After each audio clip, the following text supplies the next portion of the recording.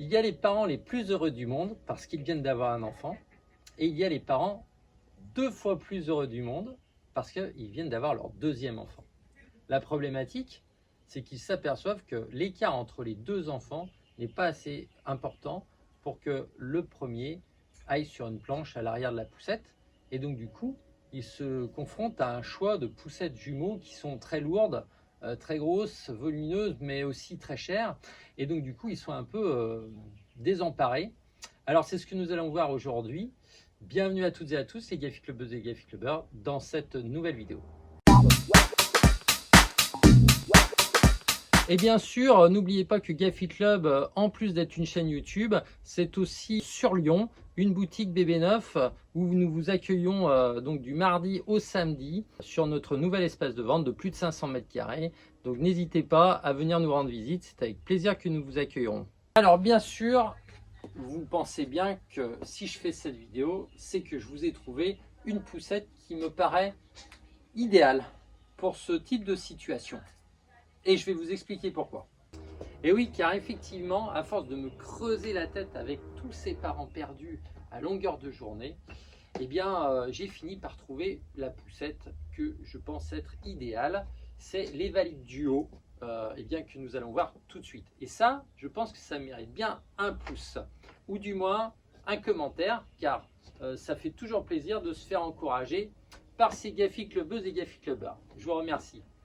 Alors, l'Evalite Duo est une poussette donc double l'un derrière l'autre, ok, avec la place de devant pour le plus grand et la place de derrière pour le nouveau-né, d'accord. On s'aperçoit bien évidemment que cette assise est allongeable complètement et réglable avec un système de sangle, donc de la position assise à la position couchée. On regardera ça en détail après, d'accord. Pourquoi c'est la poussette idéale? Parce que cette poussette fait pratiquement le double du prix d'une planche de chez Buggy Board Lascales. D'ailleurs, je peux vous mettre une vidéo pour voir ce que c'est la planche Buggy Board Lascales. Voilà. Et donc, du coup, si on estime que l'utilisation de ce genre de poussette va être d'à peu près, on va dire, un an et demi, hein, juste le temps que le plus grand des enfants puisse marcher tranquillement tout seul, eh bien, elle va se revendre grosso modo 50% de sa valeur, c'est-à-dire qu'on va perdre vraiment un minimum par rapport à une autre poussette de type jumeau qui va plutôt coûter eh bien, 2 fois, voire 3 fois plus cher, et donc du coup vous faire perdre beaucoup plus d'argent à la revente en occasion. D'accord? Donc, voilà, ça c'est intéressant. De plus, elle est fournie avec son habillage pluie, d'accord, qui est ici. Voilà, d'accord. Donc ça, un habillage pluie, tout de suite, c'est entre 30 et 50 euros hein, en option. Donc ça, c'est intéressant. Son poids est tout à fait intéressant aussi puisqu'on est dans les 9 kg. Donc on est vraiment très léger pour une poussette double, d'accord. Si nous revenons à notre système d'inclinaison arrière, vous voyez, c'est une inclinaison donc par sangle. On va donc venir ici avec le pouce, donc pousser cette petite manette là, et donc en même temps tirer vers l'arrière comme ceci, d'accord. Voilà. Là ici nous avons un filet de protection, hein, d'accord, et on va avoir le tissu qui va revenir par dessus pour venir essayer de cacher. Il y a des scratchs de chaque côté, vous voyez, venir cacher un peu pour éviter les courants d'air. Ok, donc, il y a un scratch ici, il y a un scratch ici, d'accord. Le réglage de la sangle est simple. On pousse toujours l'enfant comme ça, et on va venir prendre les 2 anneaux et on va tirer donc à l'inclinaison voulue. Là, je veux qu'il soit comme ça, tac, et là je tire et c'est tout bon. Voilà. Ça, c'est ce type de manière de faire. On peut le faire sur toutes les inclinaisons par sangle de toutes les poussettes. C'est toujours comme ça, la plupart du temps. C'est-à-dire qu'on décide de l'inclinaison comme ceci, en poussant l'enfant, et on tire après. C'est la meilleure façon de faire. Ça, c'était l'astuce du patron. En ce qui concerne l'inclinaison de la partie du siège avant, hein, d'accord.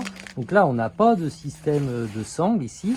C'est simplement une poignée, d'accord, qui est juste ici, d'accord, dans le tissu, d'accord, ici on la voit, hein, d'accord, cette petite manette ici, d'accord, qui va actionner vers le bas le système d'inclinaison. Donc là je remets mes scratchs, donc je vais actionner cette poignée et je vais pouvoir donner une inclinaison vraiment importante au hamac de devant pour l'enfant donc le plus grand. Donc un cran, 2 crans et 3 crans.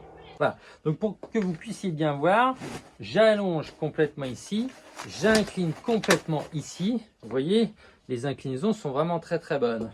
Après, au niveau de la capote, nous avons une capote qui couvre bien ici, ainsi que là, d'accord. Et je vais pouvoir sur la capote de devant, avec cette petite fermeture éclair, encore accentuer. Alors non, on reste comme ça, voilà. Encore accentuer la couverture ici et ouvrir dans ce soufflet des aérations, puisque quand on couvre beaucoup, pour éviter que la chaleur stagne à l'intérieur, eh bien il y a toujours des aérations. Voilà. On peut encore faire un coup comme ça. Je pense pas que c'est prévu, mais bon, le tissu retient, voilà, ça couvre vraiment beaucoup, pourquoi pas. Why not, comme on dit. Ok.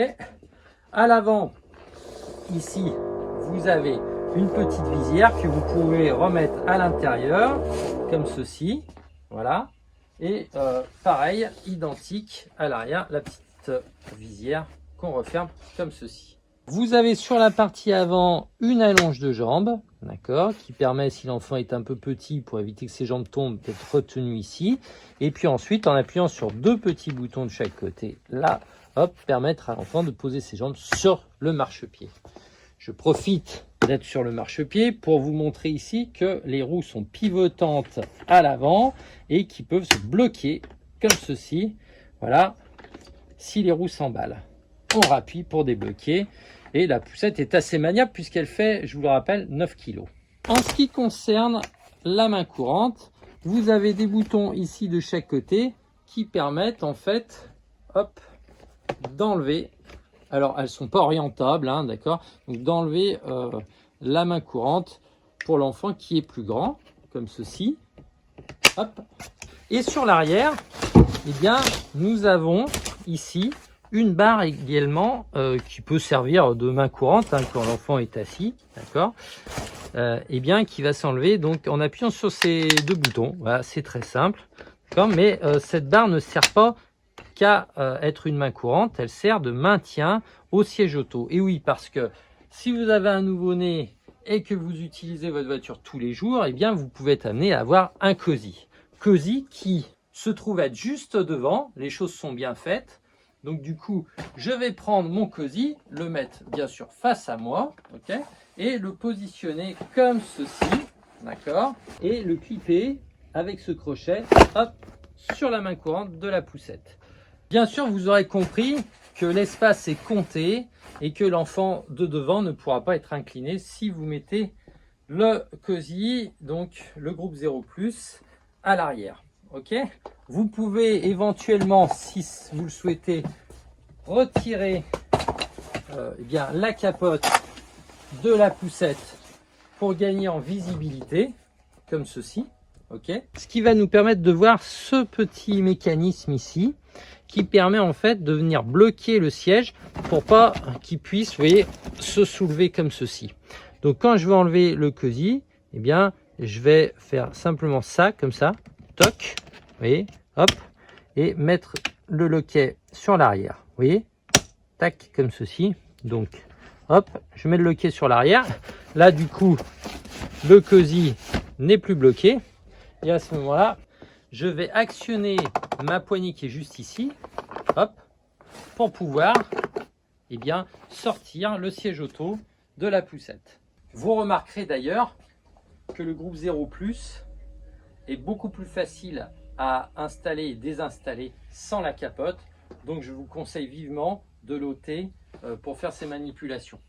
En ce qui concerne donc ce siège auto, c'est le iGEM de chez Joie. Bien sûr, on reste sur la marque de la poussette, d'accord.